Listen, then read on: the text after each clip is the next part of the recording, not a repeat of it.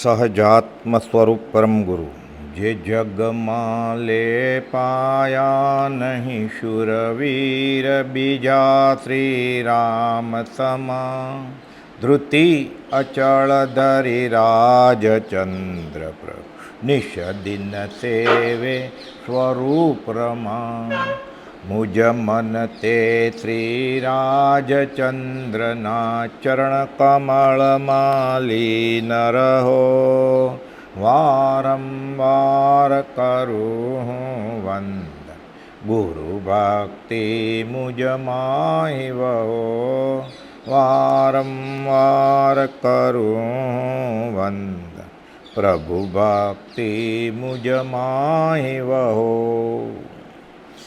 પરમાત્મા શ્રીમદ રાજચંદ્ર ભગવાનના વચનામૃત વંચાય છે 901મો પત્ર, પાના નંબર 641, મુંબઈ, કારતક સુદ પૂનમ, કાર્તિકી પૂર્ણિમાના દિવસેથી લખ્યો છે, સંવત 1956. ઓમ ગુરુ ગણધર ગુણધર અધિક પ્રચુર પરંપર ઓર વ્રત તપધર તનુ નગનધર વંદો વૃષશિર મોર. બ્રહ્મચારીજીએ આખા પત્રનો અર્થ કરેલો છે 901માં વિવેચનમાં, વચનામૃત વિવેચનમાં, કે ગુરુ ગણધર ગુણધર અધિક. ગણ એટલે ટોળું અને ગુણ એટલે આત્મિક ગુણો બધા, એટલે ગણધર એટલે આખા ટોળાના નેતા, મોટા આચાર્ય મુનિ, અને ગુણધર એટલે ગુણોનો ઢગલો છે જેની પાસે, એટલે કે જે ઘણા મુનિઓના ઉપરી છે, ગણધર ગુરુ છે, બધા ગુણોને ધારણ કરનારા છે, એટલે ગુણધર. ગણધર અને ગુણધર, અધિક એટલે બહુ, પ્રચુર પરંપર ઓર વ્રત અને તપને ધારણ કરનારા છે, એટલે વ્રત તપધર. તનુ નગનધર, તનુ એટલે શરીર, નગનધર એટલે નગ્ન દિગંબર મુનિ, જે નગ્ન શરીરવાળા છે અને જે ધર્મના શિરોમણી છે, વૃષશિર મોર, વંદો વૃષશિર મોર. અને પ્રચુર પરંપરાઓ એટલે બીજા ઘણા સાધુ છે એવા આત્મજ્ઞાની. આ પોતાના ગુરુ અને બીજા ઘણા બધા આત્મજ્ઞાની સાધુઓ એ જે ધર્મના શિરોમણી છે એવા, અને એવા ગુરુ, અને પૂર્વે એવા ગુરુઓ થઈ ગયા છે, તેઓને મારા વંદન હજો. એટલે મંગલાચરણ છે. મૂળમાં કાર્તિક અનુપ્રેક્ષા નામનો ગ્રંથ છે, ગોપાલદેવ પ્રભુશ્રીજીને, દેવકીજી મુનિને, બીજા મોક્ષોને વાંચવાનું કહેતા હતા. એનું ગુજરાતીમાં જે ભાષાંતર કર્યું છે એને પહેલાં ઢુંઢારી હિન્દીમાં ભાષાંતર કર્યું, જયચંદ્રજી છાવડાએ. એણે આ મંગલાચરણ લખ્યું છે. એ મંગલાચરણ અહીંયા ગોપાલદેવે ટાંક્યું. ગોપાલદેવે તો બધું જ વાંચેલું હોય. હાથ નોંધમાં લખ્યું છે ગોપાલદેવે 795 પાના ઉપર, આભ્યંતર અવલોકન હાથ નોંધમાં, કે એવું કંઈ વાંચન બાકી નથી હવે કે અમે વાંચી જોઈએ, બધું વંચાઈ ગયું છે કે અમારે. 10 વર્ષ બાલ્યાવસ્થામાં, 10 વર્ષ કારમો ઉદય, અને છેલ્લા 3 વર્ષ તો વ્યાધિગ્રસ્ત. એના પહેલાંના 10 વર્ષ તો ત્યાં આવ્યો રહે ઉદય, કારમો, પરિગ્રહ કાર્ય, પ્રપંચ રહે. તો બધું વાંચ્યું ક્યારે હશે એણે? નક્કી પૂર્વભાવે વાંચ્યું હોય. હવે કે એવું કંઈ વાંચન બાકી નથી વાંચવાનું. એને નમસ્કાર કરી અને પછી એ ગ્રંથનું ભાષાંતર ગુજરાતીમાં કરે છે. અહીંયા ગોપાલદેવ પાઠ લખે છે કે જગત વિષયના વિક્ષેપમાં સ્વરૂપ વિભ્રાંતિ વડે વિશ્રાંતિ પામતું નથી. આખું જગત, પરમ ગોપાલે કહ્યું છે 642માં, પર ભાવ અને પર વૃત્તિમાં વયું જાય છે, તણાઈ જાય છે. આત્મા સિવાયની બધી વાતમાં આરંભ, સમારંભ, પરિગ્રહ, કુટુંબ, કબીલા, ગાડી, લાડી, વાડી, આખું જગત વિષયના વિક્ષેપમાં, એટલે 5 ઇન્દ્રિયોના વિક્ષેપમાં અને સ્વરૂપ વિભ્રાંતિ વડે આત્માનું લક્ષ્ય જ નથી કાંઈ, એટલે વિશ્રાંતિ પામતું નથી. એટલે થાકે કેવી રીતે? હવે ઠરે કેવી રીતે? રખડ્યા કરે છે અનંતકાળથી. એટલે કે જે 5 ઇન્દ્રિયોના વિષયમાં આખું જગત પડ્યું છે, ઘણું એ ખાધું, ઘણું એ પીધું, પણ જીવને થાક લાગ્યો નથી. થાક લાગે તો ઊભો રહે, થાક લાગતો જ નથી, એમાં ટેવાઈ ગયો છે. શરૂઆતમાં અભ્યાસ હોય, પછી અધ્યાસ થઈ ગયો છે એને, એટલે કોઠે પડી ગયો છે. અને આ સંસારનું દુઃખ એ કોઠે પડી ગયું છે કે તો એમ જ ચાલે, કે તકલીફ હોય કે તો બધાને તકલીફ હોય કે એમ કરી અને મિથ્યા ક્ષમતામાં અનંતકાળથી જન્મ મરણ કર્યા કરે છે. તો ગુજરી જાય એટલે 5-15 દિવસ વૈરાગ્ય આવે, સ્મશાનનો વૈરાગ. પછી એમ કે મર્યા પાછળ કંઈ મરાતું નથી તો એમ ચાલ્યા જ કરે છે ને કોણ અમર છે. એટલે બધી આત્મજ્ઞાનીઓ એવી બધી વાત કરે અને ગાડી પાડે ચડાવી દે પાછો. જે ખાતો તો પીતો તો એ જ બધું કરે. એટલે પાંચ ઇન્દ્રિયના વિષયમાં આખું જગત પડ્યું છે. ઘણું એ ખાધું, ઘણું એ પીધું, પણ જીવને થાક લાગ્યો નથી. પાંચ ઇન્દ્રિયના વિષયોથી વિક્ષેપ થાય છે. તેથી જીવ પોતાના સ્વરૂપને ભૂલે છે. શાંતિ ક્યાંથી આવે? અને શાંતિ નથી, સમાધિ નથી, એટલે સતત આર્ત ધ્યાનમાં હોય, સંકલ્પ વિકલ્પમાં હોય, એટલે કર્મબંધ કર્યા જ કરે. હું તો દોષ અનંતનું ભાજન છું કરુણા. જગતમાં શાંતિ નથી. એનું કારણ જીવો પાંચ ઇન્દ્રિયના વિષયોની કડાકૂટમાં પડ્યા છે. ત્યાં શાંતિ નથી. જગત દુઃખરૂપ જ છે. એને પૂઠ દે તો શાંતિ થાય. તીર્થંકરોનું આ વાક્ય છે કે એગંત દુઃખે જરીવેલોએ આખો લોક ત્રિવિધ તાપથી બળી રહ્યો છે. આદિ વ્યાધિને ઉપાધિ. આદિ એટલે મનનું દુઃખ, વ્યાધિ એટલે શરીરનું દુઃખ, અને ઉપાધિ એટલે કુટુંબ કબીલા સ્નેહી સ્વજન આડોશી પાડોશી એનું દુઃખ. એમાં આદિ તો ત્રણેયમાં છે. એટલે મનનું દુઃખ, શરીર માંદો હોય, ગુમડું થયું હોય, હાડકું ભાંગ્યું હોય તો મનનું તો દુઃખ હોય જ ને. એટલે આદિ ત્રણેયમાં છે. પછી આદિ, વ્યાધિ અને ઉપાધિ. એકંત દુઃખે જરીયેવેલોએ આખો લોક ત્રિવિધ તાપથી બળી રહ્યો છે. બે જણા સુખી હોય ખાલી. એક જેને આત્મજ્ઞાન થઈ ગયું છે એ જ સુખી હોય, અને એક બફમમાં છે, ઘેનમાં છે, મોહ મદિરામાં, કે હું સુખી છું. એટલે એને પાંચ ઇન્દ્રિયોનું સુખ લાગે એટલે એને સુખ વેદાય છે. હું બહુ સુખી છું. આ નશામાં છે જીવ, ઊંઘમાં છે. એટલે સપનું હોય કેમ એવું સપનું હું રાજા છું એમ. મદિરા પીધો એમ તેમ મેં ગાયકવાડ, એને એવું લાગે હું રાજા છું. એ ઘેન ઉતરે, નશો ઉતરે પછી ખબર પડે એને સંસારનું ઝેર ચડ્યું છે. સાપનું ઝેર ચડે ને એમ કહેવાય છે, એને લીમડો મીઠો લાગે ગળ્યો. એટલે ગારુડી મંત્ર ભણ્યા કરે, પછી જ્યાં સાપ કરડ્યો હોય ને ત્યાં કાપી નાખે, ત્યાં ટંકણખાર નાખે, મીઠું નાખે, હળદર નાખે અને દોરડું બાંધી દે આમ ટાઈટ, એટલે ઝેર ઉપર ન ચડે. આ વૈજ્ઞાનિક ઉપાય છે. સાથે ગારુડી મંત્ર ભણે, થોડી વારે એને 5-5 મિનિટે લીમડો ચવડાવે કે હવે કેવો લાગે છે, ઓલો કે મીઠો લાગે છે. જ્યાં સુધી એને લીમડો મીઠો લાગે છે ત્યાં સુધી સાપનું ઝેર ઉતર્યું નથી. પછી એમ કે હવે તો કડવું લાગે છે, થૂ કરીને થૂકી નાખે લીમડો આપે ત્યારે. એટલે ગારુડી મંત્રને ખબર પડી જાય કે મારા મંત્રથી એના ઉપાયથી સાપનું ઝેર ઉતરી ગયું છે, પછી વયો જાય પૈસા લઈને. આપણને સંસાર મીઠો લાગે છે એટલે આપણે સંસારનું ઝેર ઉતર્યું નથી. ગોવિંદો પ્રાણ અમારો રે, મને જગ લાગ્યો છે ખારો રે. દૂધવા જેવો લાગ્યો મીરાબાઈને. આપણને મીઠો મીઠો લાગે છે સંસાર. અને પાંચ ઇન્દ્રિયના વિષય અને સંસારના કામમાં આનંદ આવશે એટલે સમજી જવાનું હજી મુમુક્ષુ જ નથી. કરવું પડે તો કરે. આ તો રાચી માચીને કરે છે. એટલે અધ્યાત્મમાં એ જીવનો પ્રવેશ નથી. અને પહેલું ગૂંઠણું એ નથી. એને જ્યારે દુઃખ થાય ને કે હું ભૂલ કરું છું, ત્યારે પહેલાં ગૂંઠણની નજીક આવે. કરણ અપૂર્વના નિકટથી જે પહેલું ગૂંઠણું રહે, મુખ્યપણે તો ઈહા હોય સુયશ વિલાસનું ટાણું રહે. 8 ડેસ્ટિની સજાયમાં આવે છે. એ નજીક આવે ને પહેલાં ગૂંઠણાની, એટલે ગાઢ મિથ્યાત્વ થોડુંક ઓછું થાય, મંદ મિથ્યાત્વ થાય. આ એ ધન્ય ઘડી ધન ભાગ્ય છે. સંકિતની ક્યાં વાત જ છે. પહેલું ગૂંઠણું મિથ્યાત્વ જ છે, બીજું એ મિથ્યાત્વ જ છે, શાસ્ત્રવાદ સંકેત પડ્યો. ત્રીજું એ મિશ્ર ગુણસ્થાનક મિથ્યાત્વ જ છે. પણ આ પહેલાંની નજીકે નથી હજી. પડે ક્યારે? જ્યારે ચડે તો ને. આજે હજી ચડ્યો જ નથી, પડેલો જ છે. એટલે હજી પહેલાં ગૂંઠણાની નજીકે આપણે નથી હજી. આ તો યશુજી મહારાજે કહ્યું છે કે કરણ અપૂર્વના નિકટથી જે પહેલું ગૂંઠણું, મુખ્યપણે તો ઈયા હોય સુયશ વિલાસનું ટાણું, તો ધન્ય ઘડી ધન ભાગ્ય. 80 વર્ષની ઉંમર, 75 વર્ષ સુધી એ મિથ્યાત્વમાં જ હતા. આનંદજી મહારાજ મળ્યા પછી એણે 8 ડેસ્ટિની સજ્જાઈ લખી સમકિત સાથે. એ પહેલાં એણે ઘણી રચના કરી છે બધા 57 તીર્થંકર ભગવાનના. ત્યારે હજી સમકિત નહોતું એમ. અને લોકોને સમકિતી ને આત્મજ્ઞાની ગુરુ પથ્થરો ફેંકીને મળી જાય છે ગલીએ ગલીએ, અને માથા નમાવે છે. કેટલો નાદાન હશે આજે.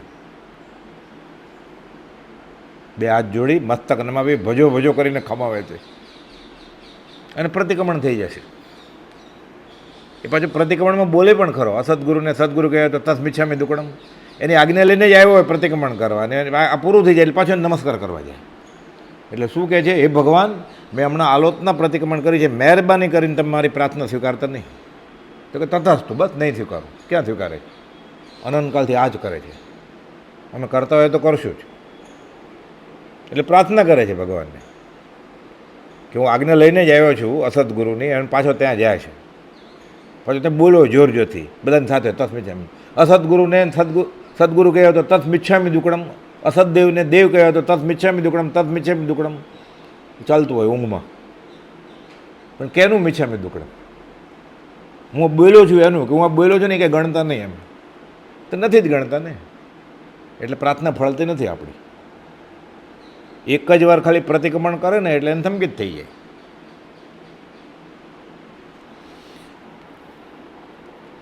આ જગત આખું દુઃખરૂપ જ છે, એને પૂઠ દે તો શાંતિ થાય. જ્ઞાનીઓએ જગતને પૂઠ દીધી છે કે આ સંસાર હવે તોબા.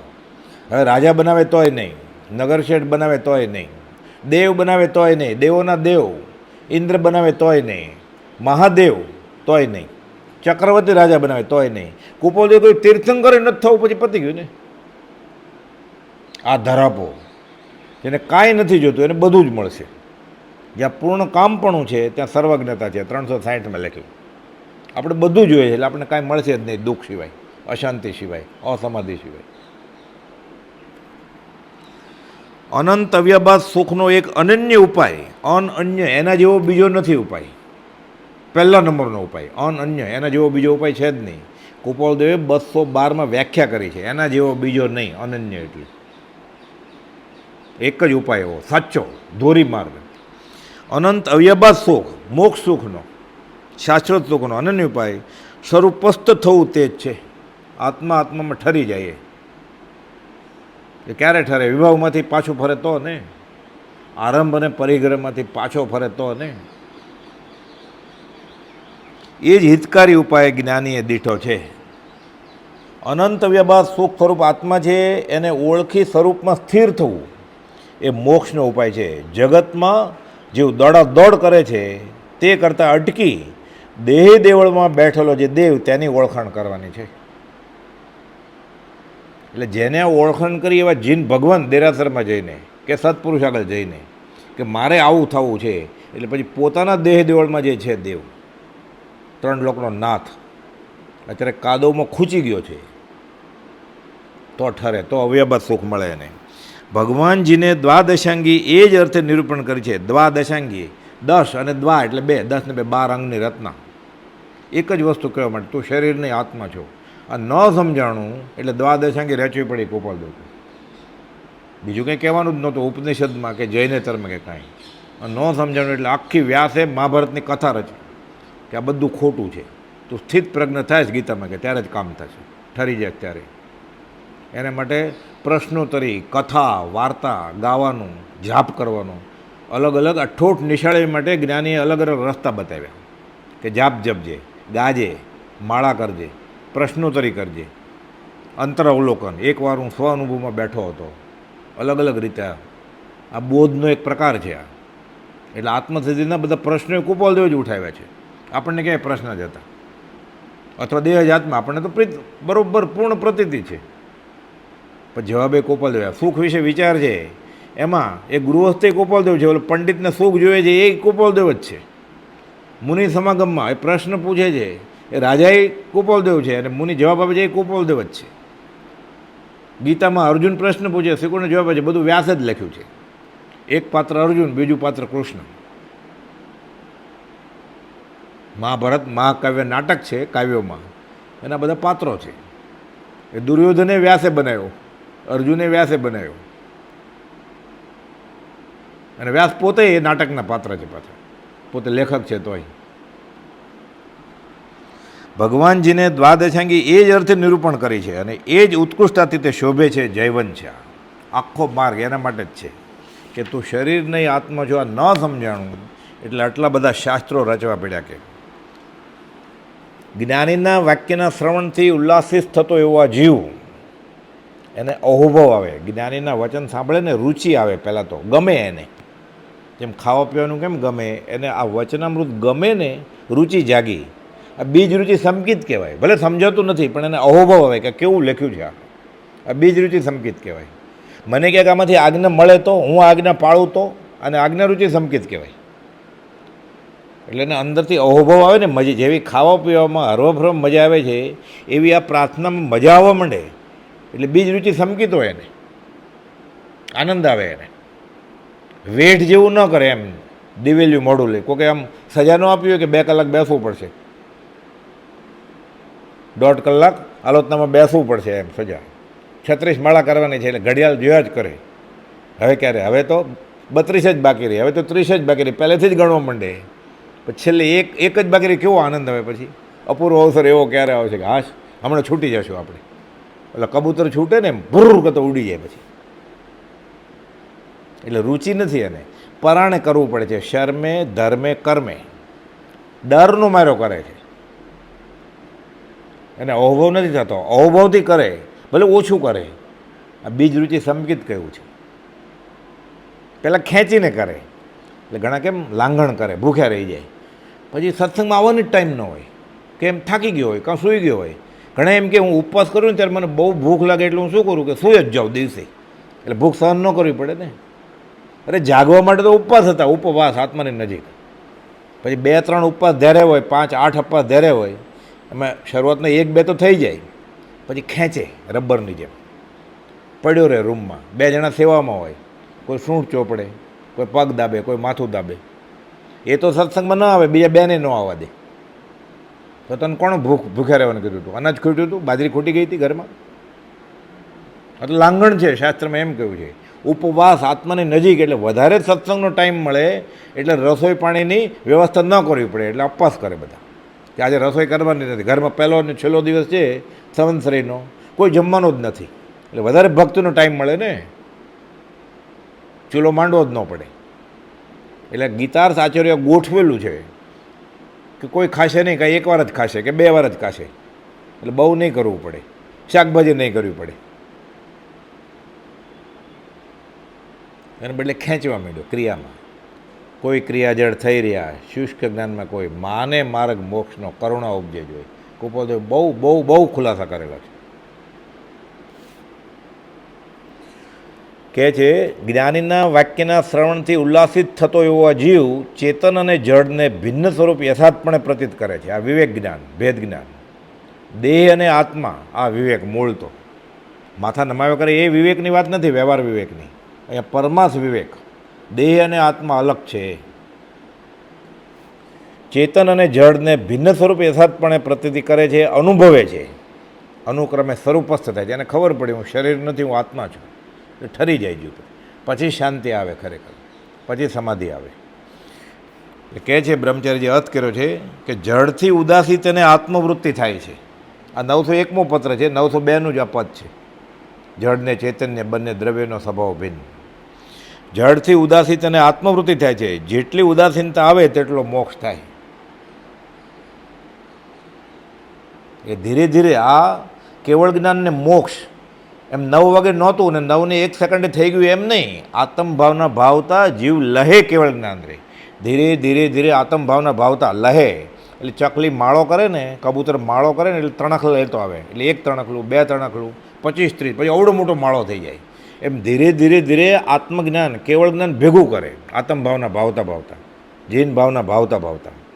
કઈ ભાવના કે હું શરીર નથી, હું દેહ આદિ સ્વરૂપ નથી, દેહ સ્ત્રી પુત્ર આદિ મારા નથી. એમ આત્મભાવના ભાવતા ભાવતા ધીરે ધીરે રાગ દ્વેષનો ક્ષય થાય. આ મારા કોઈ નથી એટલે દુશ્મની નહીં, દોસ્તી નહીં. એટલે જીવ લહે કેવળ જ્ઞાન, એટલે ભેગું કરવા માંડે.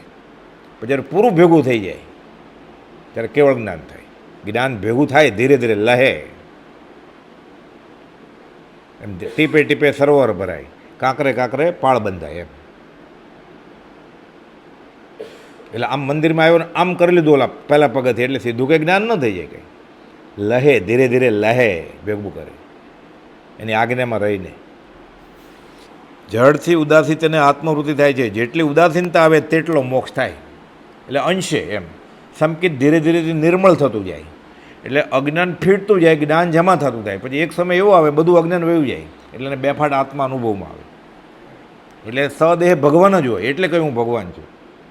પણ આપણો ભગવાનનો ખ્યાલ જ એવો છે કે એવા ભગવાન ક્યારે હોય જ નહીં.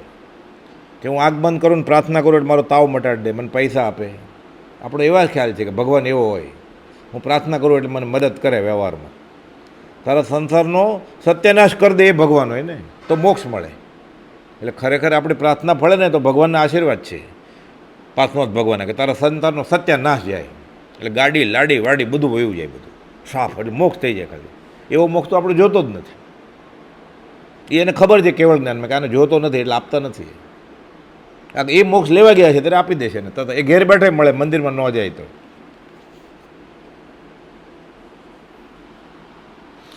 જેટલી ઉદાસીનતા આવે તેટલો મોક્ષ થાય. 5 ઇન્દ્રિયોના વિષયમાં દોડાદોડ કરવાથી જીવ પોતાને ભૂલ્યો છે.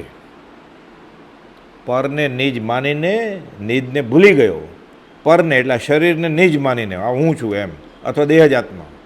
પરને નિજ માનીને નિજને ભૂલી ગયો. સયો એટલી ભૂલે દુઃખ અનંત જો. દેશેલડો પરાયો ફેંગું કોઈ ન સાથ. હવે એકલો સહન કર, હારે કોઈ આવે નહીં, કે આ ભાવ પૂરતું જ છે. વાલીઓ લૂંટારો લૂંટ કરતો ને, નારદને પકડ્યા એણે કે લાવ જોડી ખોલતો, કાંઈ નથી કે બાવ તપાસે છે નહીં, નક્કી ખોટું બોલે કે લગડી બગડી હશે, કે આખા તપાસે. પછી કે કાંઈ છે નહીં આ સંસારમાં, કોઈ તારું નથી, કે તું આ બધું લૂંટ કોને માટે કરે છે? તો કે સગા સંબંધી માટે. એવું પૂછ્યા કે હા બાવો, કે હું પૂછવા જાઉં એટલે તું ભાગી જા, કે એટલે ઝાડે બાંધી દીધા એમ. કે ઠગારો હશે તો જ્યાં પૂછ્યો મને બાંધી દીધું તારે. એટલે એની જોડી ખોલીને જોઈ લીધું કાંઈ નથી. પછી એ જોડીથી બાંધ્યા નારદને કે હું પૂછી આવું. એ તો હું પૂછવા જાઉં ને તમે ભાગી જાઓ તો મને છેતરપિંડી કરો છો. હું પૂછવા જાઉં એટલે પૂછવા ગયા કે હું લૂંટ ચલાવું છું, તમે બધા મારા ભાગીદાર છો ને. ભાગીદાર છે ને, કે પૈણ્યા પાલવા ને જણ્યા જાળવવા ઉપકાર છે નો. તારે જ ભોગવવાનું જ, કે ખબર પડી ગઈ કોઈ કોઈનું નથી, કોઈ કોઈનું નથી. નારદ જ્યારે અલખ નિરંજન કરીને ભાગી ગયા, પછી વાલિયા લોટારમાંથી વાલ્મીકી થઈ ગયા. બોધ આ જ છે ત્યાંય જૈનેતરમાં. નવકાર મંત્ર નહોતો આવડતો, જ્ઞાન થઈ જાય. પછી શિવભૂતિ મુનિને ક્યાં આવડતો હતો નવકાર મંત્ર? લોગસ ક્યાં આવડતું હતું? ઇરિયાપતિ ક્યાં આવડતી હતી? પચકાવી હેમંત કુમારને, બાળ મુનિ. ગુરુજી લે ફરિયાદ કે આ પાણીમાં પાત્રું મૂકેલું, હોળી હોળી રમતો હતો, પ્રાયશ્ચિત આપો, કે જીવ મરે, કે કેવળ જ્ઞાન થઈ ગયું. 5 કૂવા જેવા આ પંચેન્દ્રિયના વિષયો છે. આત્માની શાંતિ કરવી હોય તો આત્માને ઓળખીને આત્મામાં સ્થિર થવું. નહીં તો એક કૂવામાં તો પડશે જ. આ તો બધા કૂવામાં છે, એક કૂવામાં પડે તોય ન નીકળી શકે. આ 5 કૂવામાં હારે પડે છે.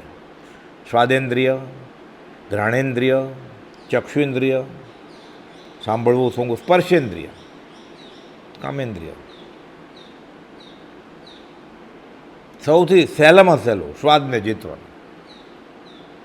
એટલે મન જીતાઈ જાય. મન જીતાય એટલે કશાય જીતાય, પછી અધ્યાત્મમાં આગળ વધી શકે.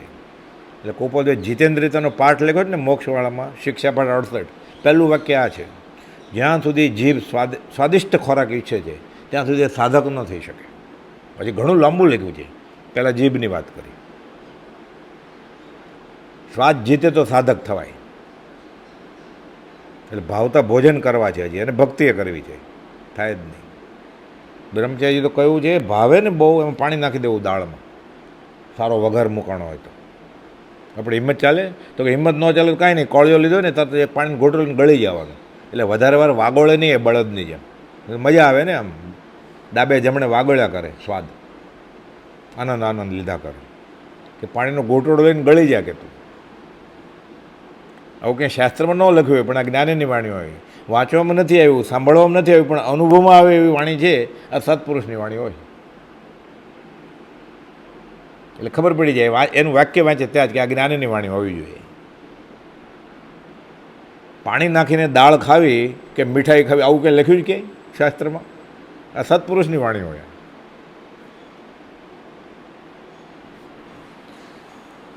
5 કૂવા જેવા પંચેન્દ્રિયના વિષયો છે. આત્માની શાંતિ કરવી હોય તો આત્માને ઓળખીને આત્મામાં સ્થિર થવું. એમાં સ્થિર થયા વિના શાંતિ થાય નહીં. બધાને આ હિતકારી વસ્તુ છે. યથાસ્થિત અનુભવ થવાથી સ્વરૂપસ્થ થવા યોગ્ય છે. અને ખબર પડે હું શરીરની આત્મા છું, એ ખબર આ તો હું જ છું, એટલે એમાં ઠરી જાય. પછી સહજ આત્મ સ્વરૂપ થઈ જાય એટલે ભગવાન થઈ જાય. દર્શન મોહ વ્યતીત થવાથી જ્ઞાનીના માર્ગમાં પરમ ભક્તિ સમુત્પન્ન થાય છે. તત્વ પ્રતિથી સમ્યકપણે ઉત્પન્ન થાય છે. દર્શન મોહ એટલે શરીરે હું આ મોટામાં મોટો મોહ છે. કર્મ અનંત પ્રકારના, તેમાં મુખ્ય 8, તેમાં મુખ્ય મોહનીય. એટલે મોહનીમાં દર્શન મોહની અને ચારિત્ર મોહનીય. કર્મ મોહનીય ભેદ 2, દર્શન ચારિત્ર નામ. પણ મોહનીય સૌથી ખતરનાક છે. એમાં દર્શન મોહનીય સૌથી ખતરનાક છે. ઊંધી સમજણ કે હું શરીર છું, હું શરીર છું એટલે ચારિત્ર મોહની હોય ને, આચરણમાં ભૂલ થાય ને. હું શરીર નથી તો આચરણમાં ભૂલ જ ક્યાંથી કરે?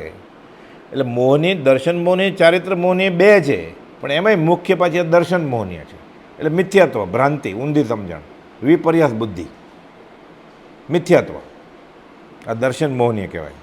એટલે શરીરે હું છું એટલે કુપાલદેવ પ્રશ્ન પૂછ્યો આપણને, હું કોણ છું, ક્યાંથી થયો, શું સ્વરૂપ છે મારું ખરું, કોના સંબંધે વળગણા છે, રાખું કે પરહરું? આ 6 પ્રશ્નમાંથી એક પણ પ્રશ્નનો જવાબ મળ્યો નથી હજી, અનાદિકાલથી આજ સુધી. અને દીક્ષા લઈ લીધી. ભગવા કપડાવાળો સંન્યાસીએ થઈ ગયો, જૈનની દીક્ષા લીધી. જૈનની દીક્ષા ક્યાં? ગોપાલદેવ કહે છે 166માં કે વિદ્યાભ્યાસ તો કરો, શાસ્ત્રધ્યન તો કર્યું, અનંતકાળના પ્રમાણમાં અનંતવાર જીન દીક્ષા લીધી. જૈનનો સાધુ ઓછું હતું, જીન આચાર્ય પણ પ્રાપ્ત કર્યું, તો એ સતનો રણકાર થયો નથી. એટલે આચાર્ય થયેલો એની નીચે કેટલા ચેલા હશે? એને સત નહોતું મળ્યું આચાર્ય, એટલે એના ચેલા એ બધા ડૂબ્યા છે ને, હરે પામે તેનો સંગ. એ બધા બસ સાધન બાર અનંત કયો તદ પી કછું હાથ હજુ ન પહેર્યો, કે હું કોણ છું આનો જવાબ જ નથી મળ્યો. બીજેથી લક્ષ છૂટે તો પોતાનો રસ આવે પોતાને, એને બીજે રસ છે, પોતામાં એને રસ જ નથી, બીજાને જોયા કરે છે. અને પોતે આત્મા નથી જોયો, ભેદ નથી જોયો, એટલે જોતા ઝેર છે અને પગ મૂકતા પાપ છે, તરત જ બંધાય છે. પોતાનો નિર્ણય થયા વિના સુખ આવે નહીં. આખું જગત દુઃખી છે એમ જાણીને જ્ઞાની પુરુષે દ્વાદશાંગી લખી છે કે અમને સુખ મળી ગયું છે, તમે જાતભાઈ છો, તમને આપીએ. એટલે પોતાના આત્માના સુખમાંથી બહાર આવીને ગોપાલદેવ આત્મસિદ્ધિ લખી. 142 ગાથા, 1000 પત્રો લખ્યા. એ તો આત્માના આનંદમાં હતા, એને શા માટે હવે પછી ઉપયોગ પરવડતાવો જોઈએ? પણ પહેલાં કર્મ બાંધી લીધેલું બીજાનું ભલું કરવાનું, કે સવિજીવ કરું શાસન રસી. એટલે આ બધું ઉદય પ્રયોગે કરે. પછી આમાં કંઈ રસ ના આવે, પણ ઉદય પ્રયોગે કરવું પડે એને. એ ભગવાન મહાવીરને કેવળ જ્ઞાન થયું 42 વર્ષે, પછી 30 વર્ષ દેશના આપે, પછી જ ત્યાં બેસાય એને. એનું કામ બાકી છે દેશને આપણને બધે ફરવું પડે, અનાર્ય પ્રદેશમાં ફરવું પડેલું. હેરાની કરે, બધા ઉપસર્ગે કરે, પરિચય કરે, સહન કરે.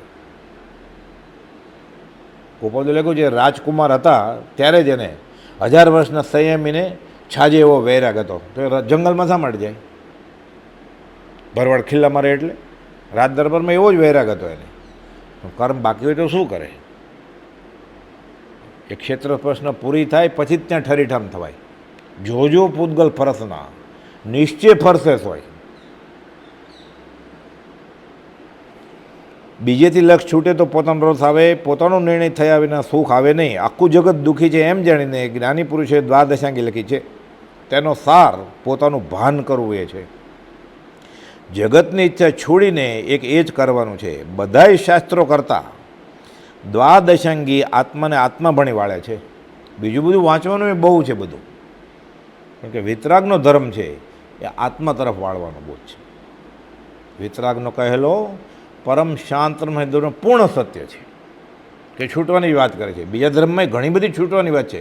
અરે બીજું બધું બહુ હોય, ઢાકલા ઢોકલી, દાન તાન, સ્વાદિષ્ટ ભોજન, ફુવારા, નગારા, બેન્ડ, તોરણ. જૈનનો ભાગ જ નથી વિતરાગ ધર્મનો.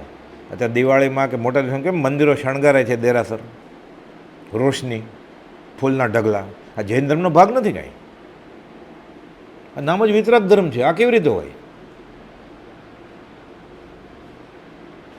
5 ઇન્દ્રિયના વિષયો ઉત્તેજિત થાય એ વિતરાગની વાત હોય જ નહીં ક્યારે. પછી સરસ ભાવના ગીત, નામ ભાવના મૂકી દે, ભાવના ગીત ગાય સિનેમાના રાગ ઉપર. વિતરાગ પ્રસન્ન થાય ક્યારે? એટલે આપણી ભક્તિ કેમ ફલતી નથી? આપણે ભક્તિ કરી જ નથી. આપણે પ્રભાવને નહીં, આપણે વિરાધના કરીએ છીએ.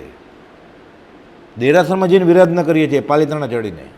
એટલે ન ગયો હોય તો ઓછું પાપ લાગે તેને. કોણ સમજાવે અને કોણ કોનું માને? એટલે કૃપાલુ તમે કરો છો ખોટું નથી, પાલિતાણા જવાનું જ છે. એ કુળ માર્ગે જાઓ છો તમે, મૂળ માર્ગે જાઓ. મૂળ માર્ગ સાંભળો જીનનો રે. વૈરાગની વાત ન હોય તો વિતરક ધર્મ કેવી રીતે કહેવાય? નવા કપડાં, ઘરચોળા, હીરા, શરીરના શણગાર, ગાનતાન, મ્યુઝિક, રોશની, દીવા અને સ્વાદિષ્ટ ભોજન ને નાચગાન. આ વિતરક ધર્મ કેવી રીતે હોય? કલ્યાણક હોય કે ગમે તે હોય, આ વિતરક ધર્મ હોય જ કેવી રીતે? તો આપણે ઈદ તો કરીએ છીએ જન્મ્યા ત્યારથી. એટલે આપણો કેવો ધર્મ છે? આપણે બાપ દાદા કરતા એ આપણો ધર્મ. વિતરાગનો ધર્મ આપણો ધર્મ નથી કાંઈ. આપણા કુટુંબીઓ, આપણા સગા સંબંધીઓ, આપણા આડોશી પાડોશી, આપણે જેને ઓળખીએ છીએ એ બધા કરે આપણો ધર્મ છે.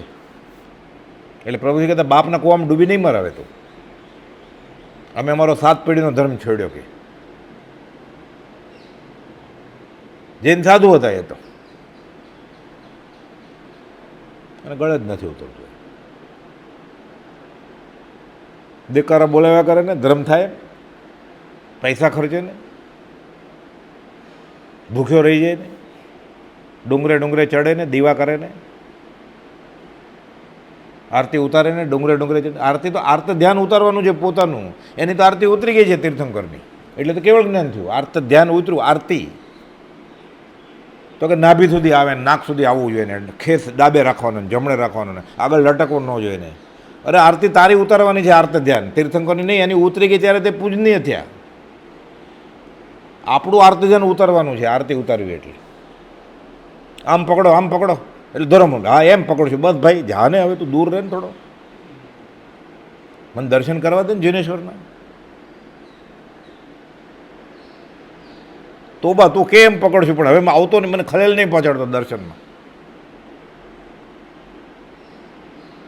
આ વિતરાગનો ધર્મ છે. ગળે ઉતરે.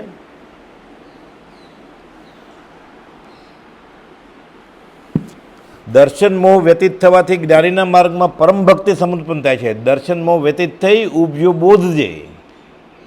પછી શું થાય? ચારિત્ર મોહ ઘટે એનાથી. તેથી પ્રક્ષીણ ચારિત્ર મોહ વિલોકીએ. એટલે આત્મા સ્વરૂપનું ભાન થાય એને. અપૂર્વ અવસરમાં આવે છે ને, દર્શન મોહ વ્યતીત થાય એટલે સંકિત થાય. પછી આચરણમાં ભૂલ થતી બધી અટકે ને. એટલે દર્શન મોહનીય અને ચારિત્ર મોહનીય. આપણે હજી શ્રદ્ધાના જ ઠેકાણા નથી, એટલે આચરણ ક્યાંથી બરોબર હોય આપણું? એટલે આચરણ બરોબર બહારથી દેખાય એવું કરીએ છીએ તો એ નાટક છે. શ્રદ્ધાના ઠેકાણા નથી. અને વેશ લઈ લે સાધુનો કે સાધ્વીનો તો જૈન સાધુ કહેવાય? સંકિત તો છે નહીં. પહેલાં સમ્યક દર્શન, પછી આચરણ.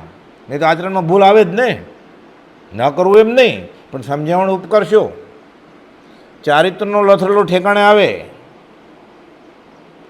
સમ્યક દર્શન, શ્રદ્ધાનો લથડલો ઠેકાણે ન આવે. આ તો દર્શન પ્રભુતનો 3જો શ્લોક છે. કુનકુન આચાર્ય મહારાજ લખ્યો છે.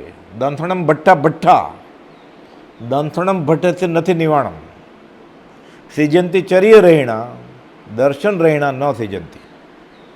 હજી શ્રદ્ધા જ નથી આપણને કે આ વાત સાચી છે. એ તો એમ લખ્યું હોય છે, એમ કંઈ ન હોય. બધું મોટા દિવસ છે એ. દીવા ન કરીએ 11સથી કાર્તિકી પૂનમ સુધી. લક્ષ્મીજી કેમ આવે? એટલે ત્યાં દીવડે કરે. પછી પતંગી આખી રાત મરી જાય ને તું ઈરિયા પછી બોલતો તો એ ક્યાં ગયું? ત્યારે શુકન કરવા છે, લક્ષ્મીજી આવે. કોણ નથી કરતા ઘરે દીવા? મહાવીરને માનવાવાળા કરે જ ને, કે શુકન થાય. એટલે રાત્રે પતંગે મરી જાય એટલે શુકન થાય. કંથવા ફૂદા એમાં આવી આવીને મરે. એટલે કંડીલ મૂકે ને આખી રાત. હવે દીવા કરવાનો ટાઈમ નથી. પછી સાફ ક્યાં કરે? તેલના ડાઘા પડે ને, નવો રંગ કરાયો છે, ટાઇલ્સને બધી બગડે ને, એટલે ઇલેક્ટ્રિક મૂકી દે, ઝબક ઝબક. એટલે આવો મરો, આવો મરો, બધા મારે. અને જોર જોર બોલે માણો માણો ન કરનાર. હણો હણો કરે છે ને માણો માણો ન કરનાર. દર 6 મહિને લિસ્ટ આવે છે પૈસાવાળાનું. દુનિયામાં સૌથી ધનાઢ્ય કોણ? 25 નામ 6 મહિને લિસ્ટ આવે. ફોર્બ્સ મેગેઝિનમાં, ટાઈમ્સ મેગેઝિનમાં. એમાં એ 25માંથી 23ને લક્ષ્મીજી કોણ છે એ જ ખબર નથી. એટલે નક્કી લક્ષ્મીજી બીજા કારણથી આવે જ ને કાંઈ. ગોપાલ તો કહ્યું છે લક્ષ્મી પુણ્યની દાસી છે. તારો દીવો જોઈને ન આવે, પૂર્ણ હોય તો આવે. આ વિતરાગનો માર્ગ છે, અને ગળે જ નથી હોતું. હમણાં દિવાળી આવશે ને એટલે પછી જવાનું બધા શ્રાવકને ઘરે ખબર પડે સાલ મુબારક કરવા માટે. શું સાલ મુબારક એટલે મુબારક એટલે આબાદી આપનારું સાલ. હવે જાઓ એટલે શું, કમાઓ, નવું ઘર લ્યો, પરદેશ જાઓ, પરણી જાઓ, છોકરા થાવ, એટલે તારો સંસાર વધે. એક આશીર્વાદ આપે ને સાલ મુબારક, એટલે ઓલો સામે કે તને સાલ મુબારક, હું પડું ને તું પડ. કેટલું બફમ ચાલે છે આપણું, રગે રગમાં બફમ છે આપણે. હેપી ન્યૂ યર એમ કહે ને, એટલે આ વર્ષ તારું સારું જાય. શું તમે હરો ફરો, ખાઓ પીઓ, મજા કરો, કે તમે ધંધો ઓછો કરીને હવે મંદિરમાં જવા માંડો, બધા પ્રવાસ કરતા નહીં, રખડતા નહીં, આરામ સમારમ કામમાં નહીં જાય, એટલે સાલ મુબારક કહે છે. એટલે આશીર્વાદ આપે છે. ઓલો નાના છોકરાએ પગે કેમ ને સાલ મુબારક, એટલે મા બાપ દાદા દાદી આશીર્વાદ આપે કે હા સાલ મુબારક બેટા, એ કે હું રખડ્યો છું તું રખડજે, કે વયો નહીં જતો મોક્ષે, આપણે નીચે મળવાના છીએ. મૂળમાં જ ભૂલ છે આપણી. આ બધું આવી ગયું, આર્ય સંસ્કૃતિનો નાશ થઈ ગયો. આ તો બધું પરદેશી વેસ્ટર્ન સંસ્કૃતિ છે. આ happy new year, happy birthday, happy marriage anniversary. Ganesh કાષ્ટની પુતળી એ ભગવાન સમાન, હેપી હેપી મેરેજ એનિવર્સરી. વધે માત્ર સંસાર જેના પ્રતાપે, ચિરંકાળ જે દેહીને દુઃખ આપે. કે બધાને કાંઈ બાવા નથી થઈ જવાનું, પણ આ તો રાચી માચીને એનાથી વિરુદ્ધ આચરણ કરે છે. હવે ક્યારે આમ વિતરાગનો માર્ગ અસર કરશે? એટલે જે જન્મદિવસ ઉજવતો હોય ને, જે લગ્ન દિવસ ઉજવતો હોય, અને જ્યાં દીવા બીવા કરતા હોય, અને નવું ઘર લઈને વાસ્તુનું બધું કરતો હોય, એ વિજ્ઞેશ્વરને માનતો જ નથી ને. પૂર્ણ પ્રતીતિ છે એને કે આ કરવું જોઈએ. એટલે ઘોર મિથ્યાત્વ છે, અનંત અનુમતિ કર્મ છે. આટા ફેર્યા કર્યા કરે મંદિરમાં તો શું થાય? ડુંગરા ચડ્યા કરે તો શું થાય? દીવા પ્રગટાવ્યા કરે તો. કબીરે આ જ વાત કરી છે કે પાંદડાને ફૂલ ઝાડ ઉપર રહેવા દે, તોડ નહીં કે તું, એમાંય હરી છે કે. એ તો જગત કરતા રીતે કહ્યું છે ને, જીવ તો છે જ ને, આપણે માનીએ છીએ.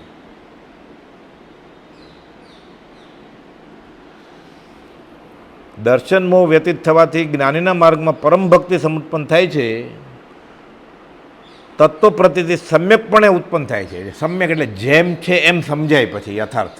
આ જ્ઞાનીની આજ્ઞા પ્રમાણે વર્તે ને, એટલે જિનેશ્વર ભગવાનને જેમ કહેવું છે એમ યથાર્થ. જ્યાં જ્યાં જે જે યોગ્ય છે ખરેખર તો એ સંકિત થાય પછી ખબર પડે. આત્માર્થી એટલે સંકિત થઈ ગયું કે થશે, વ્યવહાર સંકિત થઈ ગયું છે, હવે આત્મા અનુભવમાં આવશે, એ આત્માર્થીની વાત છે. આપણને યોગ્ય યોગનો વિવેક જ ક્યાં છે? જ્યાં જ્યાં જે જે યોગ્ય છે. બીજેથી લક્ષ છૂટે તો પોતાનો રસ આવે. જ્ઞાનીઓએ દ્વાદશાંગી આને માટે જ લખી છે. બીજું કંઈ શોધમાં માત્ર એક સત્પુરુષને શોધીને તેના ચરણ કમળમાં સર્વભાવ અર્પણ કરી દે, વેરતો જા. પછી જો મોક્ષ ન મળે તો મારી પાસેથી લેજે કે છે. સત્પુરુષ મળે ત્યારે તેઓનો બોધ સાંભળવા મળે છે. આપણે 1000 પત્રો મળ્યા ને, એટલે અત્યારે પરમ કપાલદેવ સહદેહ આવે તો આ જ કહેવાના છે, કે નવું નથી કહેવાના. એક હોય 3 કાળમાં પરમાર્થનો પંથ. તો ઋષિનાથ ભગવાન આવે તો કે નવું નથી કહેવાના. જૈન ધર્મ આ જ છે. આગલી 24 જે કહી ગઈ છે ને, એ જ ઋષિનાથ ભગવાને કહ્યું, એ જ અદિતનાથ ભગવાને કહ્યું, એ જ સંભવનાથ ભગવાને કહ્યું, એ જ પાર્થનાથ ભગવાને કહ્યું. એ જ એટલે કોપોલે લખ્યું આગળ જ્ઞાની થઈ ગયા, વર્તમાનમાં હોય, થશે કાળ ભવિષ્યમાં, માર્ગ ભેદ નહીં કોઈ.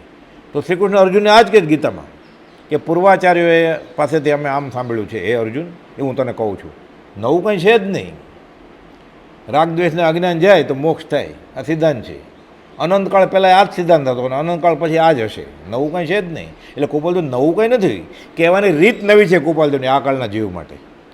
ગોપાલદેવ નવું કાંઈ મેં કહ્યું જ નથી. જે વિતરાગે કહ્યું એ જ કહ્યું છે. એક અક્ષર ઓછો અધિક કહીને અમારે અધોગતિ નથી જવું, એણે તો ખુલાસો કર્યો છે. માપી માપીને અમે લખીએ છીએ. જિનેશ્વરના બોધથી ઓછું અધિક કહીને અમારે અધોગતિ નોતરવી નથી કાંઈ. એટલે નવી વાત કરી જ નથી ગોપાલદેવે. નવી રીત અજમાવી કે અર્ધમાર્ગની સંસ્કૃત ક્યારે શીખશે, ગુજરાતીને ઠેકાણા નથી તો, એટલે સહેલી ભાષામાં લખી દીધું એને. તો પાછું કે ના હું તો સંસ્કૃતમાં હોય તો જ ધર્મ કહેવાય, એટલે પાછું ઓલું ગોખે છે. એને ખબર તો નથી શું બોલે છે. ભક્તમર બોલે, ભક્તમરની પહેલી કડીનો અર્થ કરે એને નમસ્કાર કરું હું. 48 ગાથા નહીં, 44 ગાથા નહીં, ખાલી એક જ પહેલા શ્લોકનો અર્થ કરો. ભક્તમરનો અર્થ કયો? ભક્તમર એટલે શું એ કયો?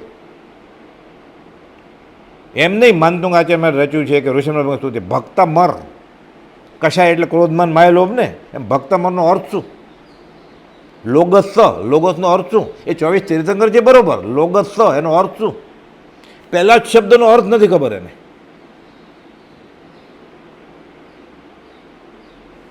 એટલે પ્રભુજી કહેતા જાહેરમાં કહેતા આદાસ કે ભક્ત મરે છે, વિષ દુહા કોણે આપ્યા છે કે? પછી કહેતા દેવચંદ્રની વાણીએ છે, વિષ દુહા કોણે આપ્યા છે કે? આત્મા થઈને આત્માની વાત કરી છે. શ્રદ્ધા જ નથી. ના નથી ભક્ત મર આવડતો તો એનો અર્થ જ ખબર નથી તો બોલે છે. તો અત્યારે ઉર્દુમાં ક્યાંક લખ્યું હોય ને વાંચતો તું શું વાંચે? કાળા અક્ષર ભેંસ બરાબર ને, એને ઉર્દુ આવડતું જ નથી. સ્પેનિશ લખ્યું હોય, ફ્રેન્ચ લખ્યું હોય, તો તું શું બોલો છો દેરાસરમાં જઈને?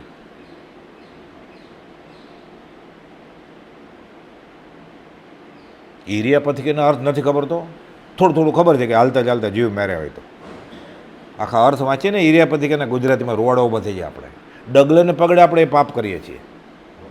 એટલે બોલવાની જ છે ઈરિયાપથિકી રોજ સવાર સાંજ 2 વાર સોતા પહેલાં કે હું શું કરું છું, નાતા ધોતા ખાતા ઉઠતા બેસતા ચાલતા. તો ફોન કરતાં કરતાં ડ્રાઇવિંગ કરતો હોય ને ચાલતો હોય, 2 વ્હીલર ઉપર આમ હોય,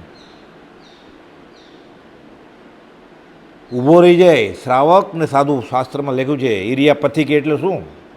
આમ જાતો હોય ને એને ક્યાંક વાંચવું છે કે રસ્તો ક્યાં છે, બોર્ડ, ઊભો રહી જવું પડે અને પછી વંચાઈ જાય પછી ચાલવાનું શરૂ કરે. આ તો અવધાન કરે, ડ્રાઇવિંગે કરે, આત્મસિદ્ધિ મૂકી દીધી હોય કેસેટમાં, સાથે ફોને કરે. પછી રસ્તામાં કોઈ દેખાય તો હાથે ઊંચો કરે પાછો. એટલે 4 4 5 5 અવધાન કરે પછી ભક્તિ કેવી રીતે ફળે? અને ઈરિયાપથિકી બોલે પાછો. એનો ઉપયોગ હોય પછી હાલ કે જીવ મરશે તો, અને શેવડો પડે કે હું શું કરું છું. બીજું કાંઈ શોધમાં માત્ર એક સત્પુરુષને શોધીને તેના ચરણ કમળમાં સર્વભાવ અર્પણ કરી વર્તો જ્યાં સત્પુરુષ મળે ત્યારે તેઓનો બોધ સાંભળવાનો મળે, એથી ઉલ્લાસભાવ આવે. જેને છૂટવું હોય તેણે જ્ઞાનીના વચનો સાંભળવા, જેથી ઉલ્લાસ આવશે. જ્યારે ઉલ્લાસભાવ આવશે ત્યારે દેહથી ભિન્ન આત્મા સમજાશે અને અહોભાવ થાય. અહોભાવ થાય એટલે અનંત કર્મોની ભેખડ તૂટે કે મને આ મળ્યું. વિતરાગની વાત, હું શરીર છું એમ જ માનતો હતો, એટલે ફરી ફરીને વિચારે. અથવા દેહ જ આત્મા, હું તો આમ જ વિચારતો હતો. ના, હું શરીર નથી તો હું શું છું? હું શરીર નથી. પછી હું શરીર નથી તો હું કોઈનો પિતા, કોઈનો વર, કોઈની વહુ, કોઈનો દીકરો કેવી રીતે હો, કોઈનો ભાઈ કેવી રીતે હો, કોઈની મા કેવી રીતે હો. તો હું શરીર નથી તો હું CA, MBA, MA, MD કેવી રીતે હોઉં? તો હું શરીર નથી તો હું સ્ત્રી કે પુરુષ કેવી રીતે હોઉં? હું શરીર નથી પછી આ ગાડી વાડી એ કોનું હોય? મારું કેવી રીતે હોય? હું જ આ નથી તો એનું તો નામ લખ્યું છે ત્યાં ઘરની ઉપર બોર્ડમાં, નેમ પ્લેટમાં કે આનું ઘર છે, પણ હું એ છું જ નહીં, એટલે ઘર મારું નથી ને. એટલે આદિ વગેરે વગેરે વગેરે. તો બધું બાદ કરતાં કરતાં કરતાં જે વધે, અબાધ્ય અનુભવ જે વધે તે છે જીવ સ્વરૂપ, એ તું પોતે. જે બાદ કરતાં કરતાં ક્યારે બાદ જ ન થાય એ અબાધ્ય અનુભવ. થેલી મૂકો બહાર, લાકડી મૂકો, મોબાઈલ ફોન બહાર રાખો, અહીંયા પ્રાર્થના છે. ચપ્પલ તો બહાર મૂક્યા જ છે, આત્મા બહાર મૂકી દો. પ્રભુજી કે મુકાશે? નહીં મુકાય. બધું બાદ કરતાં કરતાં જે નહીં મુકાય એ તું પોતે. અબાધ્ય અનુભવ જે રહે તે છે જીવ સ્વરૂપ. કેટલું સહેલું સમજાવ્યું પ્રભુજી. જેને છૂટવું હોય એને આ વચનથી ઉલ્લાસ આવશે, સમજાશે ત્યારે જડથી ઉદાસ થઈ જશે. હવે અધ્યાત્મની જનની અકેલી ઉદાસીનતા, પછી સુખ મળશે. સુખ કી સહેલી અકેલી ઉદાસીનતા. અને હજી 12માં આનંદ આવે છે, એટલે આત્માનો અને અધ્યાત્મનો આનંદ આવશે નહીં. બેય ન મળે, બેમાંથી એક જ મળે. પ્રેમ ગલી અતિ સાંકડી, ઇનમેં દો ન સમાય. આ તો કબીર કહે છે, બેય નહીં થાય. નાશવંત વસ્તુઓ મારાથી ભિન્ન છે, હું તો એક તેને જાણનારો છું એવી ભાવના કરવી. બે વસ્તુ તદ્દન જુદી છે. એકનો સ્વભાવ જ એવો છે સડન પડન ને વિધ્વસન, નાશ થવાનો. બીજાનો સ્વભાવ એવો છે ક્યારે મરે જ નહીં, એ ક્યારે ન મરે એ હું છું. આ સમજાય જાય પછી કોઈનો સગો એનો મરી જાય, કોઈ એનું દુઃખ કેનું થાય? પછી એને ખબર છે કોઈ મર્યું જ નથી, એનું રૂપ બદલી ગયું છે. અભય થઈ જાય છે. પોતાના મોતથી કેવી રીતે હું મરવાનો જ નથી, એને ખબર પડી હું શાશ્વત છું, પણ ડર કેમ લાગે એને? ગમે એવો રિપોર્ટ આવે, રોગ આવે તો સમ્યક ઉપાય કરે, ડરે છે ને કે હું મરવાનો જ નથી. અહીંયા સત્સંગનો જોગ નથી, હવે સારી જગ્યાએ જાય છું. અહીંયા હવે ઉંમર થઈ ગઈ, બહુ ભક્તિ નથી થતી, હવે જુવાન શરીર મળે છે પાછું, પણ એ તો એવા કર્મ કર્યા હોય તો ને, અને ડર છે હવે હું ક્યાં જાય છે એમ સમજે જ પાછો. ન ખાવાનું ખાધું, ન પીવાનું પીધું, ન કરવાનું કર્યું, એટલે હવે એને ડર છે ક્યાં જવાનું. એટલે જેમ જેમ ઉંમર થતી જાય ને એમ નબળો થતો જાય છે. કેમ? એને પાપ પોકારે ને. બ્રહ્મચર્ય લખ્યું ધજા આવી ગઈ બધી, સફેદ વાળ આવે, વાંકો થઈ જાય, કરતલી પડે કે સિગ્નલ મળી ગયા છે હવે કે તારા લાકડા સ્મશાનમાં પહોંચી ગયા છે, આ ધજા મળી છે. એટલે ધ્રુજે છે, એટલે ઘણા મોટી ઉંમરના ધ્રુજે નહીં, એટલે ધ્રુજે જ કે એને ડર લાગે છે મોતનો. અધ્યાત્મની રીતે સમજાયું છે. બે વસ્તુ તદ્દન જુદી છે. જ્ઞાનીના વચનો સાંભળે, ઉલ્લાસ આવે, પ્રીતિ થાય, વિચારણા જાગે તો સમજાય. જ્ઞાનીના વચનો સાંભળીને ઉલ્લાસભાવ રાખવો તો ભાસે જળ ચૈતન્યનો પ્રગટ સ્વભાવ ભિન્ન. પછી જળના પરિણામ જળ અને ચેતનના ચેતન લાગશે. જીવની યોગ્યતા અને જ્ઞાનીનો બોધ જોઈએ. આપણે જ્ઞાનીનો બોધ તો છે જ, હજાર પત્રો છે. આપણી જેટલી લાયકાત હશે એટલું આ પરિણામ છે. આપણે આગળ સામગ્રી બધી જ છે. જીવને પૂછવું કે તારે શું જોઈએ છે, સ્વાદ કરવો છે, પછી શું જોઈએ છે, મોટું ઘર કરવું છે, પછી શું જોઈએ છે? જવાબ છે બંગલો કરવો છે, પછી શું જોઈએ છે? પરદેશ જવું છે, પછી શું જોઈએ છે? આજ ગયો, હવે શું જોઈએ છે? જે આવ્યો શું મળ્યું? કોઈ અમુક વસ્તુ કરીને, ખાઈને કે ઘર બાર કરીને કે પરદેશ જઈને કોઈ સુખી થયો શાશ્વત રીતે? એ વખતે સુખી હોય, કેટલા કલાક ચાલે એ સુખ? એમ કે બહુ મજા આવી, બહુ. હવે પછી બીજા દિવસે તો જે છે તે પીટીના પીરિયડ જેવું છે. તો શું જોઈએ છે એ પોતાને પૂછવાનું કે તારે જોઈએ છે શું? એ સુખ પ્રાપ્ત કરવા માટે જ ગયો તો એ સુખ તો મળતું નથી એને, તો જ ભટકે જ ને 14 રાજલકમાં. એટલે કુપોદભાઈ હેમચંદભાઈ માસ્તરને કહેલું ઈડરના, કસ્તુરી મૃગની જેમ દોડાદોડી નહીં કરતો કે ઠરી જાજે કે ઠેકડા નહીં મળતો. આ મૃગજળ, મૃગ જેમ હરણ પાણી ગોતે ને ઉનાળામાં મિરાજ, એવી રીતે ગોત્યા કરે સુખ. સુખ મળતું તો છે ને, એટલે પૂછવાનું તારે શું જોઈએ છે શું? પછી શું? પછી શું? આ ખાધું પછી શું? નવા કપડાં લીધા પછી શું? નવું ઘર લીધું પછી શું? થાઈલેન્ડ જઈ આવ્યો પછી શું? પછી પછવાડું કંઈ છે જ નહીં, આને મીંડું છે પછી તો દુઃખી થવાનો જ. આપણે કંઈ જવાબ જ નથી પછી શું એમ. તો કોઈ પૂછે મંદિરમાં જાઓ છો પછી શું? પછી મારે જાણવું જોઈએ કે હું કોણ છું, હજી મને ખબર જ નથી. અહીંયા એ ટેકો છે કે મારે જાણવું છે, ત્યાં તો કંઈ છે જ નહીં. જ્ઞાની પુરુષોના વચનોમાં જોડાવું એ રાગદ્વેષ ઓછા કરવાનો ઉપાય છે. જેવું દોષોમાં પડ્યો છે. આત્મા તો સૌથી જુદો છે, દેહ પોતાનો નથી. જો પોતાનો હોય તો સાથે આવે. મારી વસ્તુ તો મારી આગળ જ હોય ને, તમારી આગળ હોય. તો મારી સાથે રહેતી નથી એટલે નક્કી મારી નહોતી, હું માનતો તો મારી વસ્તુ છે. જીવ એક ગતિમાંથી બીજી ગતિમાં જાય, એ શરીર એનું હોય તો હારે લઈ જાય ને શરીર, પોતાની નહોતી. આ પારકી વસ્તુને પોતાની માને છે અને ગુનાહ કરે છે. અપરાધી ગુરુદેવ કો 3 ભુવન કો ચોર, ઠગુ વિરાણા માલ મેં હા કર્મ કઠોર. પહેલાં તો રંગે હાથ પકડાણો, ચોરી કરી, પછી પાછો છેતરપિંડી કરે છે. એટલે ચોરીનો માલ લઈ અને પછી એમાં છેતરપિંડી કરે છે પાછો.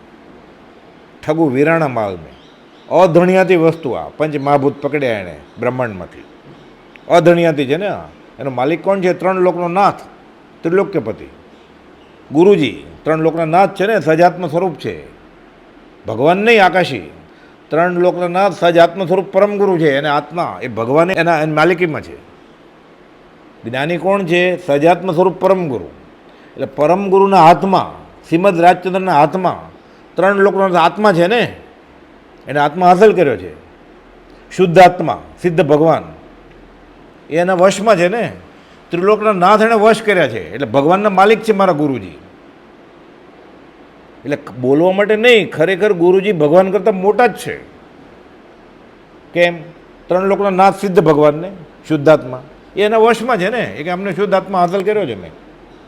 તો મારે શુદ્ધાત્મા જોતા હોય,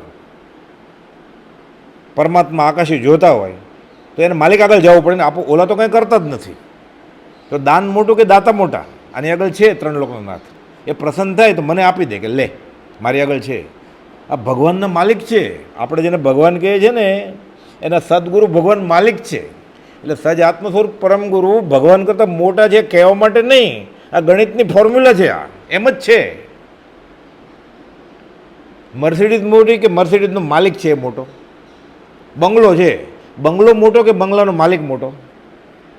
મારે બંગલો જોવો છે અંદરથી, તો બંગલાને કહેવાય કે મારે બંગલો જોવો છે. તો સિદ્ધાત્માને કહેવાય મારે આત્મા જોવો છે. એ તો કંઈ કરતો જ નથી. બંગલો કંઈ કરતો જ નથી. બંગલાના માલિકને હું મળું કે હા લ્યો, એને વિશ્વાસ આવે કે આ પાત્ર છે, લ્યો આ ચાવી જોઈ લ્યો. એ તો ઊભા છે વાટ જોઈને કે જોઈ લો આત્મા. ત્યારે દ્વાર ખડા ભગવાન. એટલે સજ આત્મ સ્વરૂપ પરમ ગુરુ ખરેખર ભગવાન કરતાં મોટા છે. એટલે શ્રીમદ રાજચંદ્ર આકાશી ભગવાન કરતાં મોટા છે. આપણે ગાઈએ છીએ ખાલી પ્રત્યક્ષ સદગુરુ સમ નહીં પરોક્ષ જેન ઉપકાર, એવો લક્ષ્ય થયા વિના ઉગેના આત્મવિચાર. આત્મસિદ્ધિની ગાથા 11મી આ ગાય જ છીએ આપણે. આ સમજે તો કંઈ સમજી દીધી કે આવતો જ બંધ થઈ જાય કે બાપરે આ તો ભગવાનની આશાત્મા કરે છે. અરે આ જ અધ્યાત્મ છે જૈન જૈનેતરમાં, કે જ્ઞાની પુરુષ અને પરમાત્મામાં અંતર જ નથી. જે કોઈ અંતર માને છે તેને માર્ગની પ્રાપ્તિ વિકટ નહીં, પરમ વિકટ છે. ભાગવતમાં આ જ બોધ છે. આપણે પછી ગાય ખરા ગુરુ ગોવિંદ દોનું ખડે કિસકો લાગુ પાય, ત્યારે ગાય પાછો બલિયારી ગુરુદેવ કી जिसने ગોવિંદ દેવો બતલાય તત મીછે દુકડમાં. એવું કાંઈ છે નહીં. ભગવાન પહેલાં ભગવાન, પાછો ગાય. પ્રથમ નમો ગુરુ રાજને ના ગાય લીધું, પાછું એવું સ્વીકારતા નહીં કે એને પૂર્ણ પ્રતીતિ છે કે આ તો હું ગાવ જ છું ખાલી. સમજાય એવું છે ને? આમાં ક્યાં સંસ્કૃત શીખવાની જરૂર છે? એટલે ખરેખર એટલે અપરાધી ગુરુદેવ કો તીન ભુવન કો ચોર. ગુરુદેવનો ગુનેગાર છે. કેમ? ઓલાને વાંધો જ નહીં, એનું કંઈ છે જ નહીં. હવે સિદ્ધાર્થમાં છે. તમે ચોરી કરો તો એને શું ખૂન, એને બધું દેખાય. સમયની વાત જાણે. એ કહેતો કે હમણાં 3 મિનિટ પછી અહીંયા બોમ્બ પડવાનો છે, તમે ભાગો. એ હવે કહે જ નહીં. અહીંયા હતા ત્યારે કહ્યું એણે. બધું જાણે છે સમયની વાત. એને હવે કંઈ કરવાનું બાકી જ નથી, કોઈને કહેવાનું બાકી જ નથી. કાંઈ સારી વાત હોય તોય કહેવાની બાકી નથી. આ કરવું, કરવડવું, કરતે પતે અનુમોદવું મન વચન કાયાથી.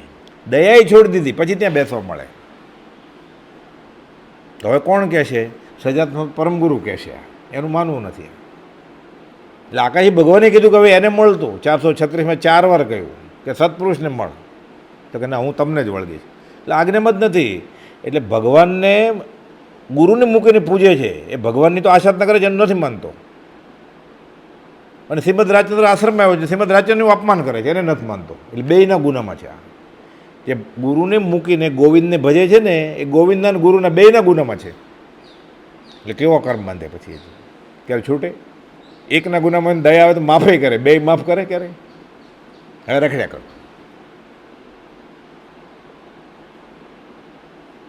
મુશ્કેલી છે મોટી, અનંતકાળની, કે ભૂતકાળના જ્ઞાનીને માનવા અને વર્તમાનના જ્ઞાનીને માનવા નહીં. અનંતકાળથી જીવને આ ગાંઠ પડી ગઈ છે. આ જન્મ મરણનું કારણ છે. સૌભાગભાઈ આ અર્થ કરીને કોપાલજીને કહે છે તમે સારી રીતે લખીને અંબાલાલને આપો એટલે ચોપડીમાં છપાય કે શું? પ્રત્યક્ષ સદગુરુ સમ નહીં પરોક્ષ જીવનો ઉપકાર. એવો લક્ષ્ય થયા વિના ઉગે ને આત્મ સમકિત નહીં, આત્માનો વિચાર જ નહીં ઉગે. આમ નહીં થાય ત્યાં સુધી. એટલે ગાવાનું છોડીને વિચાર કરે આ ગાથાનો, તો વત્તે ઓછે અંશે પાત્ર પ્રમાણે સમજાય. ઢોલ મંજીરા અને તંબોરા બાજુમાં મૂકી દેતો એ તો ફટાફટ પૂરી થઈ જાય ને. અડધી કલાકમાં અમને તમને આત્મસિદ્ધિ પૂરી થઈ જાય. અંબાલાલભાઈ આ ગાથાનો અર્થ કર્યો છે અને કુપાલજીને મોકલ્યો. સત્સંગ સંજીવનીમાં છે. પછી અંબાલાલ કહે નહીં કે અંબાલાલ પરમપદને પામશે. એ પામી ગયો છે કુપાલદેવને. તત્વ પ્રતિતિ વડે શુદ્ધ ચૈતન્ય પ્રત્યે વૃત્તિનો પ્રભાવ વળે છે. શુદ્ધ ચૈતન્યના અનુભવ અર્થે ચારિત્રમાં વ્યતીત કરવા યોગ્ય છે. એકવાર આત્મા મળી જાય. સમ્યક દર્શનનું મુખ્ય લક્ષણ જ વિતરાગતા છે. એને ખબર પડી આ સાચું છે એટલે ભૂલ કરે જ નહીં ને. એને ખબર પડી ચૂલામાં આંગળી ન નખાય ને દાજી મરાય પદ નાખે. એટલે સમ્યક દર્શન થાય પછી એને વિતરાગતા આવે જ. એટલે આપણે ફલણન સમકિત હશે કે નહીં આપણને ખબર નથી પડતી. એને આચરણ જોવાનું આપણે નેણ વેણ સેણ એટલે ખબર પડી જાય. જો એના આચરણમાં વિતરાગતા હોય તો સંકિત હોય, નહીં તો ન હોય જો ગોપાલદેવ ફોર્મ્યુલા આપી છે, સમ્યક દર્શનનું મુખ્ય લક્ષણ વિતરાગતા છે, ખબર પડી જ જાય.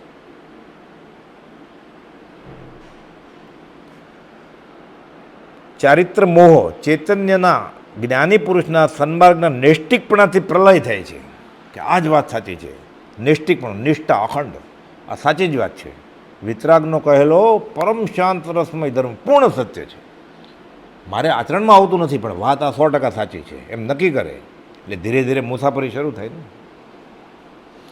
અસંગતાથી પરમ અવગાઢ અનુભવ થવા યોગ્ય છે. પરમ અવગાઢ એટલે મજબૂત, ગાઢ, અને પરમ અવગાઢ સમ્યકત્વ, પરમ અવધિ જ્ઞાન એ કેવળ જ્ઞાન થતાં પહેલાં થાય. આ બધા શાસ્ત્રીય શબ્દ છે. અહીંયા ગાઢ એટલે મજબૂત અર્થ છે.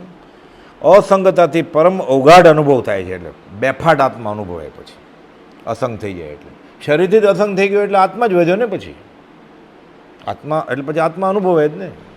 પોતે શરીર જ નથી તો પોતે છે હકીકત છે, પણ પોતે શરીર નથી તો શું છે? અનુભવ છે, એ આત્મા. જાણે જુએ બધું, મરીને જ ગયો કાંઈ, પણ શરીર નથી અને ખબર પડી ગયું શરીર નથી તો પોતે શું છે? શરીર નથી એટલે સંસારની કોઈ પણ ડિગ્રી પછી છે જ નહીં ને. કાકા કાકી મામા મામી એ છે જ નહીં ને, શરીરના નામ છે આ તો. પછી એને સામેવાળો ખબર હોય કે આ શરીર નથી, આત્મા છે. પછી રાગદ્વેષ કેવી રીતે થાય? આત્મા તો ભગવાન છે, પરમાત્મા છે. પરમાત્મા પર દ્વેષ કરે એટલે પછી એ વિતરાગ થઈ જાય. અસંગતાથી પરમ અવગાઢ અનુભવ થાય છે. એ આર્ય મુનિવરો, મુનિને કહે છે પ્રભુજીને, એ જ અસંગ શુદ્ધ ચૈતન્ય અર્થે અસંગ યોગને અહોરનિશ ઈચ્છીએ છીએ અમે, એમ કરીને બોધ આપે છે. આ મુનિ છે ને દીક્ષિત, એટલે પહેલાં એમ કે અમે ઈચ્છીએ કે જે એ મુનિવરો અસંગતાનો અભ્યાસ કરો, તમે આમ કરો, અમારે થઈ ગયો છે તમે કરો. પછી મુનિવર કહે છે, મુનિ નહીં મુનિવર. એટલે ચોથારાની વાનગી છે ને પ્રભુજી તો દેવકુંજી મહારાજ. ડૉક્ટર પ્રાંજ્યન મહેતા કાકાજી સસરાને અમદાવાદમાં કહેલું આગાખાનને બંગલે ગોપાલજી પ્રભુજીને અને દેવકુંજી મહારાજને બોલાવે ને, એટલે અમરભાઈ બોલાવ્યા ગયા કે બધાને બોલાવે, બધા મુનિ આવ્યા. બેને જ છૂટ હતી એટલે બે આવ્યા. મુનિ અમારામાં ને વિતરાગમાં ભેદ ગણશો નહીં. પછી કહે છે આ બંને મુનિ ચોથારાની વાનગી છે કે એટલે આત્મજ્ઞાન તે મુનિપણું, બે આત્મજ્ઞાની હતા. સમાધિ મરણ કર્યું એ તો જગ જાહેર છે. પ્રભુજીનું તો જગ જાહેર છે. મૃત્યુ મહોત્સવ આનંદમાં હતા કે જાપ કરો સજ આત્મ સ્વરૂપ પરમ ગુરુ. અવાજ મારા કાનને અથડાય હું દેહ છોડીશ કે ચોપડા બંધ કરી દેજો, વાંચવાનું બંધ કરી દેજો, કે ગાવાનું બંધ કરી દેજો. દેવવંદન કરાયું પછી હવે કે ગાવાનું વાંચવાનું બંધ કરજો, સજાત્મ પરમ ગુરુનો જાપ કરો. એ શબ્દ મારા કાનને એ પૂતગલ અથડાવવા જોઈએ અને દેહ છોડ્યો. અસંગતાથી પરમ અવગાઢ અનુભવ થવા યોગ્ય છે. એ આર્ય મુનિવરો, એ જ અસંગ શુદ્ધ ચૈતન્ય અર્થે અસંગ યોગને અહોરનિશ ઈચ્છીએ છીએ. એ મુનિવરો અસંગતાનો અભ્યાસ કરો તમે. એ શરીરે મારું નથી, આ અભ્યાસ કરો. અસંગ તો હતા જ, મુનિ તો અસંગ જ હોય ને. ઘર બાર તો છોડી દીધું છે, પત્ની છોકરા બધું. હજી અભ્યાસ કરો કે શરીરે તમારું નથી. એક પરમાણુ માત્રની ન મળે સ્પર્શના. આ સાકાર પરમાત્મા આયુષ્ય પૂર્ણ મટીએ દૈહિક પાત્ર જો નિરાકાર પરમાત્મા થઈ જાય. બધું પોતાની દશા આત્મકથા લખી જ ગોપાલદેવ. 2 વર્ષ કદાપી સમાગમ ન કરવો એમ થવાથી અવિરોધતા થતી હોય. બધું બહુ વિરોધે પડ્યા હતા સંપ્રદાયવાળા. તમે ગૃહસ્થને જ્ઞાની માનો છો, એને વળગ્યા છો, એનું ચિત્રપટ રાખો છો, એણે બધું લખ્યું હોય મોકલ્યું હોય એ તમે વાંચ્યા કરો છો. સમાજ છોડી દીધો છે સંઘ, તોય પાછળ પડેલા બધા. એટલે કે 2 વર્ષ કદાપી સમાગમ ન કરવો એમ થવાથી અવિરોધતા થતી હોય તો છેવટે બીજો કોઈ સદઉપાય ન હોય તો તેમ કરશો. બીજો સદઉપાય કયો હોય? એ પછી કે લોકમુખે પોક, અમે તો તમને પકડી રાખશું, અમે સંગાડાને તિલાંજલિ આપી દઈશું, પણ તમને બીજો સદઉપાય ક્યાં જ કાઢે? એ ગોપાલદેવ અનેકાંત ભાષામાં કહે છે કે ક્લેશ થાય છે ને, બધા ઝઘડો કરવા આવે છે તો ભલે શાંત રહેતા કે તો આવું જ નહીં, અમને મળવું જ નહીં કે માને પ્રભુશ્રીજી. જીતને તારે ગગન મેં ઉતને શત્રુ હોય, કૃપા ભાઈ ગુરુ રાજ કી બાલ ન બાકા હોય. કે અમારે દુનિયા સાથે શું કામ છે? ભલે દુશ્મન બને દુનિયા વાલા, તમે ના કોપજો, તમે મારી સાથે છો ને.